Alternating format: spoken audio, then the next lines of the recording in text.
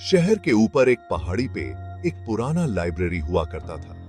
उसकी खिड़कियां बहुत धूल से भरी हुई थीं, जिससे धूप अंदर आके धुंधली सी लगती थी। अंदर की हवा पुरानी किताबों और चमड़े की गंध से भरी हुई थी। जब मैं लाइब्रेरी के सबसे अंदरूनी हिस्से में देख रहा था, तब मुझे ये किताब दिखाई दी। ये एक ऊंची शेल्फ पे पड़ी हुई थी, मकड़ी के जालों से ढकी हुई। ये सिर्फ एक किताब नहीं थी, ये किसी भूले हुए समय से आई हुई निशानी थी, जिसमें कई राज छुपे हुए थे। किताब के पन्ने मोटे और खराब हो चुके थे, जिन पे मिटती हुई स्याही से कुछ लिखा हुआ था और अजीब से चित्र बने हुए थे। ये भाषा अनजानी थी। कुछ ऐसा लिखा था जो मुझे देखने पर हिलता हुआ और घूमता हुआ सा लग रहा था। इन पन्नों में क्या कहानियां छुपी हुई थीं? इनकी गहराई में कौन से रहस्य छिपे थे? इसमें पेचीदा एस्ट्रोनॉमिकल चार्ट्स थे, अजीब जीव थे और ऐसी जगहों के नक्शे थे जो मैंने पहले कभी नहीं देखे थे। हर तस्वीर कुछ न कुछ रहस्यमय एहसास दिला रही थी, जैसे कोई भूली हुई कहानी सुना रही हो। कहानियां अधूरी थीं, जैसे किसी भूले हुए सपने के टुकड़े।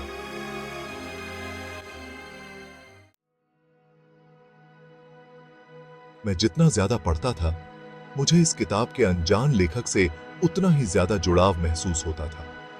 ऐसा लग रहा था जैसे उनके विचार और अनुभव इन पन्नों में समा गए हों। एक तस्वीर बार बार आती थी जो बहुत ही डरावनी थी। एक अकेला टावर जो घूमते हुए तारों से भरे आसमान की तरफ जा रहा था। मुझे यकीन था कि इस टावर में इस किताब के गहरे रहस्यों को खोलने की चाबी है।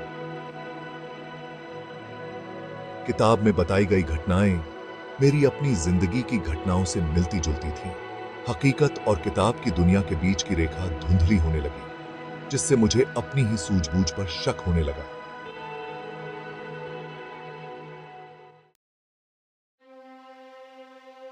किताब के गुप्त संदेशों को समझने के लिए बेताब होकर मैंने हफ्तों तक पुरानी भाषाओं और भूली हुई कहानियों के बारे में रिसर्च की। मैंने धूल भरी हुई किताबों को पढ़ा और विद्वानों से सलाह ली, लेकिन कोई भी किताब के अजीब लेखन को समझ नहीं पाया या उसके मूल का पता नहीं लगा पाया। एक शाम जब मैं किताब के ऊपर झुका हुआ था, तो एक वाक्यांश पन्ने से बाहर निकलता हुआ सा लगा। यह एक ऐसी भाषा में लिखा गया था जो मुझे पता थी, हालांकि मैं इसे पहचान नहीं पा रहा था। शब्द मेरे अंदर तक गूंज उठे, शक्ति और प्राचीन ज्ञान से गूंजते हुए। जैसे ही मैंने अजीब अक्षरों को अपनी उंगली से छुआ, किताब से ऊर्जा का एक झटका लगा और मैं पीछे गिर गया। कमरा एक अजीब अंधेरे में डूब गया। केवल किताब के पन्नों से निकलने वाली हल्की रोशनी से जगमगा रहा था।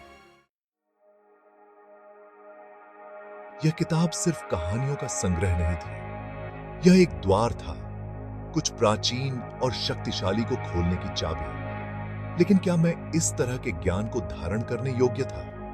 क्या मैंने इसकी गहराई में जाने की हिम्मत की? मुझे एहसास हुआ कि कुछ रहस्य दबे रहना ही बेहतर है।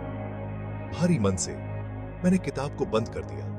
इसके अजीब प्रतीक मुझे एक अजीब सी घूरती हुई तीव्रता से देख रहे थे। मैंने इसे लाइब्रेरी के अंधेरे ढेर में वापस रख दिया। इसे किसी और बहादुर आत्मा के लिए छोड़ दिया, या इतना मूर्ख जो इसके रहस्यों को उजागर कर सके।